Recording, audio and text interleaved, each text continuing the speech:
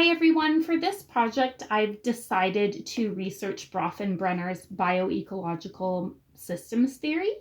The information I'm going to share when I provide a synopsis of the theory is by Olivia Guy Evans in Simply Psychology 2024. I'm going to paraphrase her definitions of the theory, and then I'm going to provide original examples to demonstrate my learning.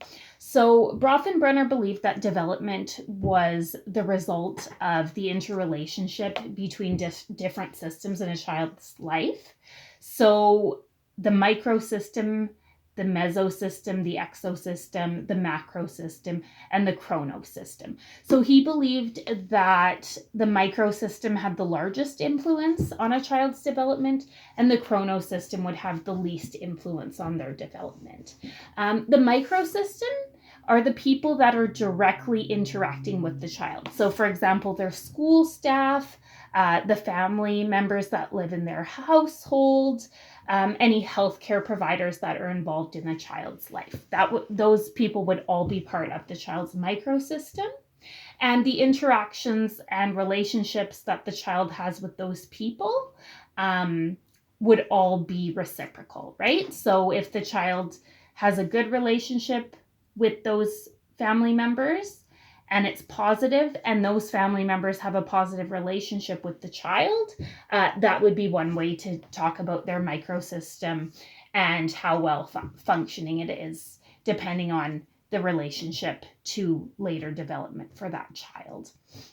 The mesosystem is the relationship that the different individuals in the child's microsystem have. So, for example, if the child has a counselor and the child's parents have a good relationship with that counselor, the parents are more likely to implement strategies that the counselor suggests to help the child build self-regulation skills.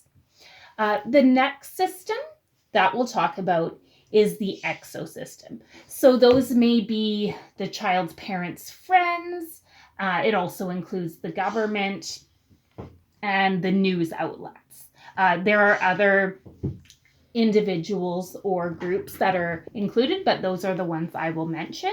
So, for example, if the parents have friends that also have children, and they like to go out together and go to the park and do different activities, that child is more likely to have enrichment in their life because their parents have friends that are willing to do activities with them and their kids, as opposed to the parents being friends with people who may do drugs or other negative things or stay home and don't expose the child or their own children to other events and activities in their communities. The next system I'll talk about is the macro system. So that involves culture and societal values. So, for example, if a child is from a culture where it's acceptable to express negative emotions, they're more likely to show their parents that they're angry when they're angry, right? They may say, "I'm angry at you, mom and dad." They may yell.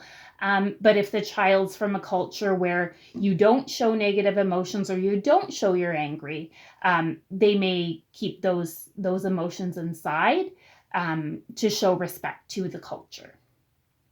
The other system, the last system that has the least influence on the child, according to Brofenbrenner, is the chronosystem. So the chronosystem is major events in the child's life. So, for example, the loss of a parent, right? That's a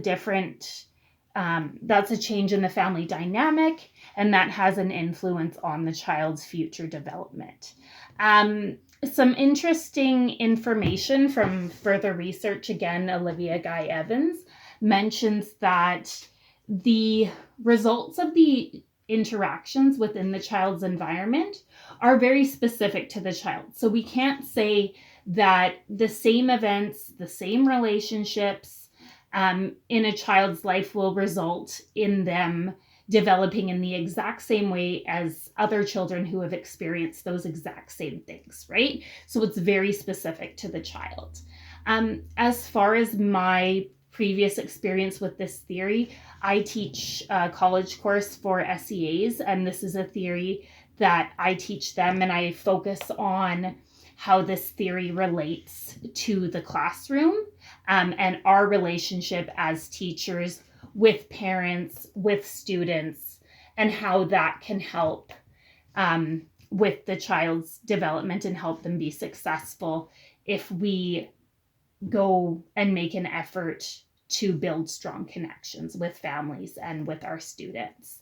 A question I have is, did Brofenbrenner do any further research regarding common outcomes for children who experience negative interactions between different systems versus positive interactions between different systems?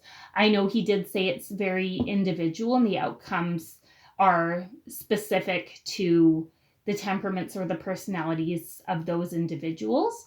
But it would be interesting to see what the common outcomes are for children who grow up in a more positive environment as opposed to those who grow up in a negative environment.